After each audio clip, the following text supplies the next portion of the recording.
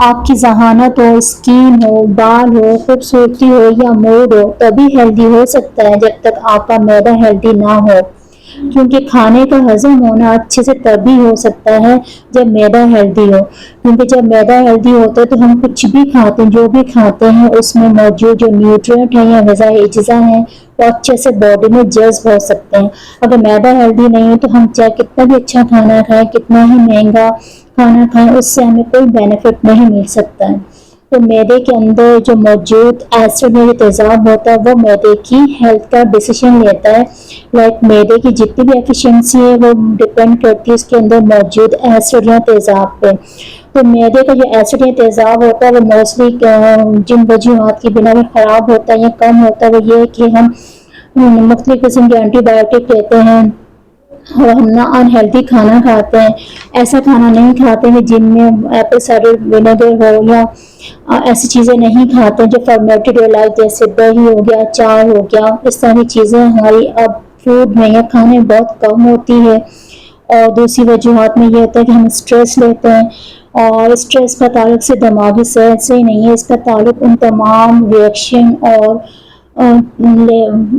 चीज़ों से जो हम दिखाते हैं लाइक और हम फील करते हैं। हम ऐसी तमाम चीज़ों से अपने आप को अवॉइड रखें जो हमें इनसिक्योर फील करवाती हैं। अपने आप को हम पुरसुकून रखने के लिए सबसे पहली बात है अपने आप को हम ग्रेटफुल रखें, थैंकफुल रखें अल्लाह पाक का।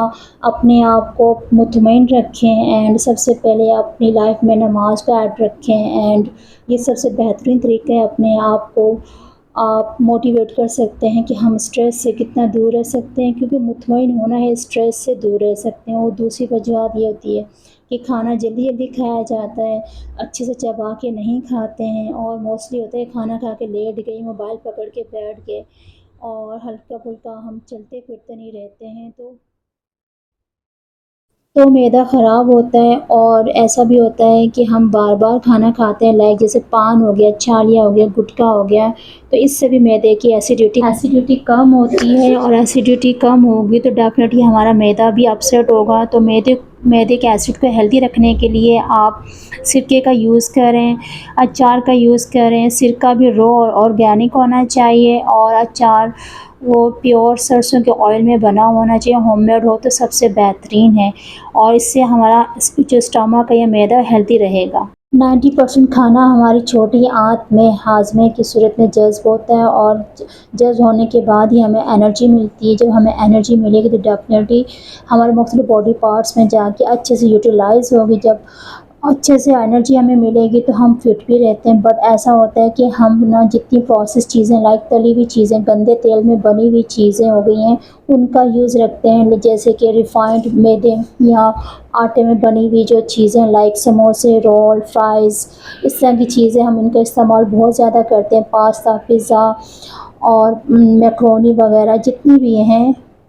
गंदे तेल से मुराद है मेरा कि ऐसा ऑयल जो कि ओमेगा 6 हो और ये ऐसा तेल नहीं कि डेफिनेटली ये ऑयल भी अनहेल्दी होता है, बार बार यूज़ हो रहा होता है और ऑक्सीडाइज हो चुका होता है जो कि बहुत ज़्यादा अनहेल्दी है, हमारी बॉडी में टॉक्सिन पैदा करता है।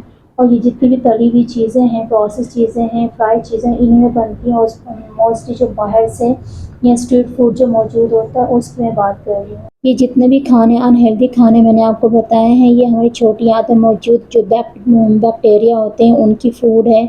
और डेफिनेटली जब ये हम खाते रहेंगे तो ये उनको और स्ट्रॉन्ग बनाएगा, उनकी ग्रोथ करेगा।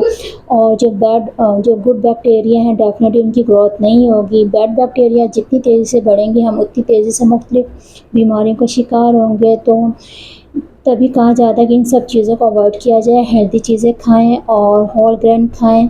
अगर आप सब चीज़ें खाएंगे तो हमारी छोटी आंत भी हेल्दी रहेगी। So keep healthy.